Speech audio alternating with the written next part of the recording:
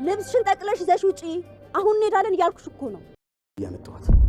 ከዚህ በላይ ስለ ልጄ ከተናገርክ እኔ ምንም ማድረግ አልችልም። እኔ ሰላም ልጅ ነኝ፣ እውነተኛ ልጇ አይደል? ነው። ቆይ እስከ ዛሬ እየተጫወትሽብኝ ነበር? ስሜ እናቴን እኮ ሊገሏት ነበር። እናቴን በመርዝ ሊገሏት ነበር።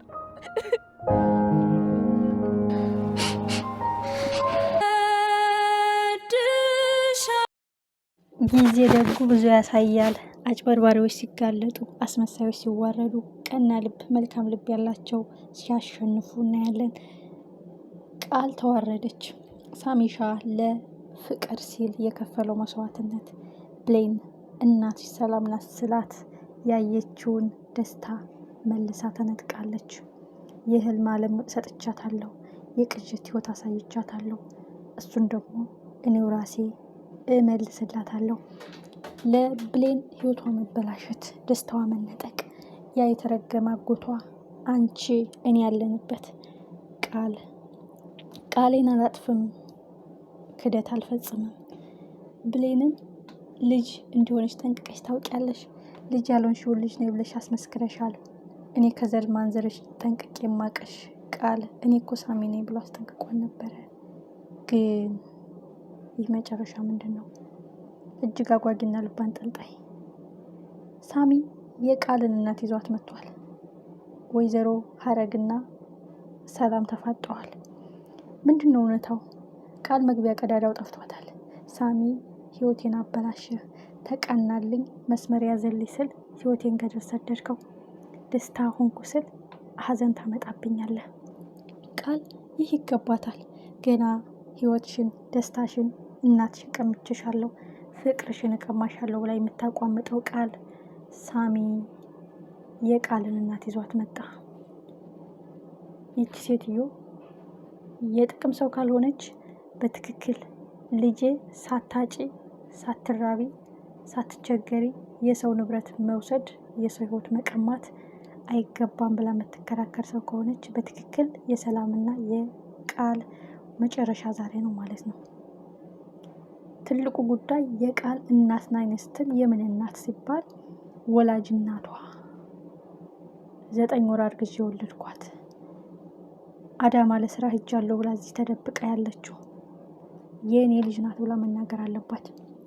ሳሚ ትልቁን ስራ ሰርቶ ሀሳቡን እንዳይቀይር የብዙዎቻችን ፍርሃት ነው።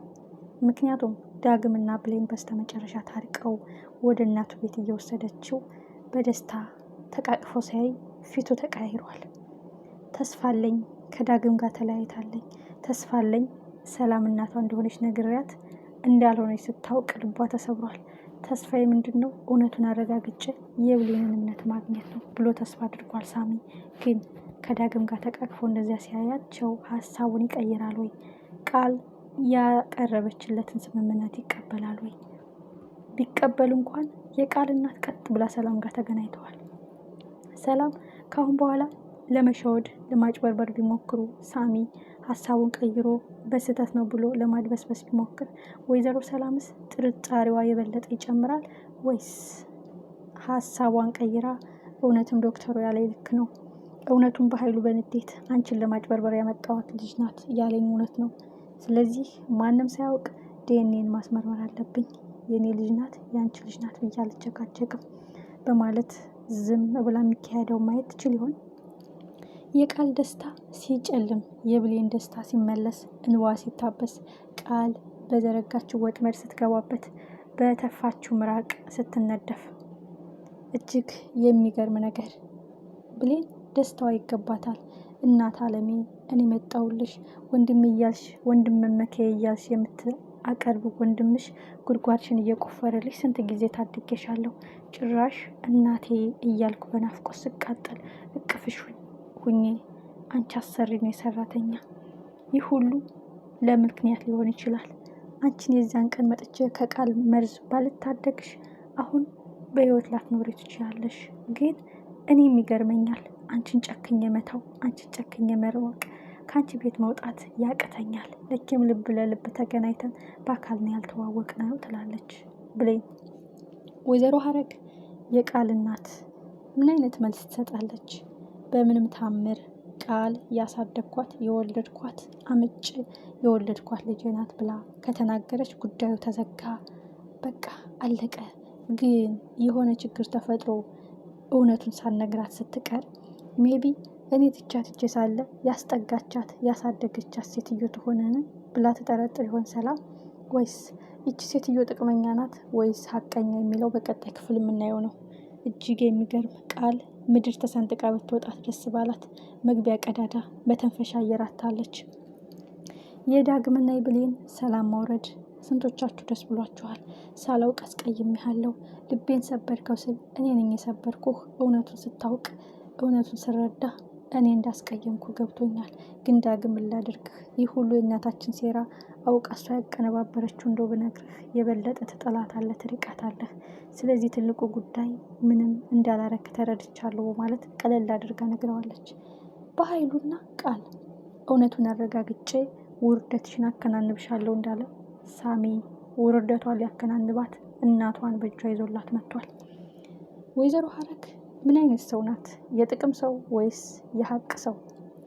እጅግ አጓጊና ልብ አንጠልጣይ ነው። የቃል ውርደት ስታዩ ስንቶቻችሁ ደስ ብሏችኋል? እጅግ አጓጊና ልብ አንጠልጣይ። በቀጣይ ክፍል ምን የሚፈጠር ይመስላችኋል? ሳሚ በትክክል ሀሳቡን ካልቀየረ በዚህ በዳግምና በብሌን ተቃቅፎ መራመድ ሀሳቡን ካልለወጠ ከዳግም ጋር ግብ ካልተፈጠረ እንደውም አጋጣሚው ጥሩ ነው።